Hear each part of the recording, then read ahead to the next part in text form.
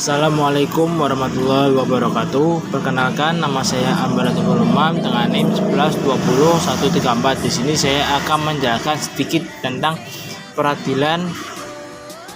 sejarah peradilan Islam pada masa penjajahan. Yang pertama, saya akan menjelaskan tentang Islam, politik, dan hukum agama.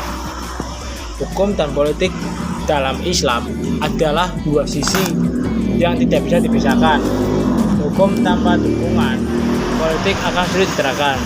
Politik yang mengabaikan hukum akan mengakibatkan kekacauan dalam masyarakat.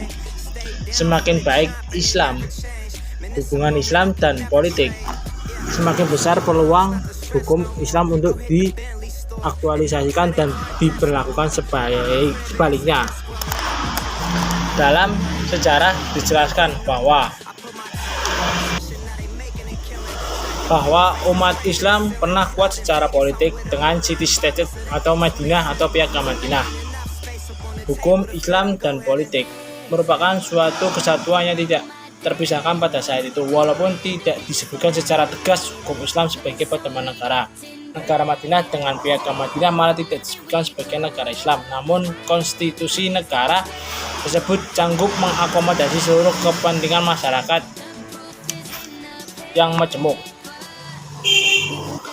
Selanjutnya, legislasi peradilan agama pada masa Belanda. Kehadiran kolonial Belanda ternyata menjadi petaka bagi umat Islam. Seiring dengan jatuhnya satu persatu kerajaan Islam Nusantara serta melemahnya peran politik Islam, Belanda dengan kekuatan militer dan kekuatan politik merongrong hukum dan peradilan yang ada di Nusantara serta berangsur-angsur menggerogoti hukum Islam dengan cara menciptakan politik hukum. Sebelum kedatangan Belanda, hukum Islam sudah ada di Indonesia yang digerakkan di Kerajaan Kesultanan Islam di Nusantara. Terus selanjutnya adalah politik simpatik penjajahan Jepang. Kolonial Jepang berkuasa di Indonesia, tidak banyak perubahan yang dilakukan kecuali melanjutkan kebijakan pemerintahan sebelumnya, yaitu pada tahun 1942. Merupakan awal penjajahan jilid kedua bagi bangsa Indonesia setelah kurang lebih 350 tahun dalam cekapan kolonial Belanda. Selama 3 tahun pemerintah dalam ranah politik hukum. Terus untuk selanjutnya yaitu peradilan agama tetapan bertahan. Pada masa pendudukan Jepang, peraturan mengenai peradilan agama tidak mengalami perubahan. Hal ini didasarkan pada peraturan peralihan pasal 3 Undang-Undang tahun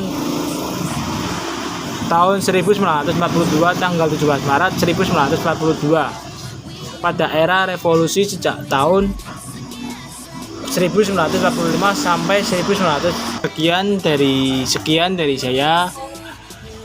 Wabillahi taufiq wal hidayah. Wassalamualaikum warahmatullahi wabarakatuh. Bila ada kesalahan atau tutur kata yang kurang baik, assalamualaikum warahmatullahi wabarakatuh.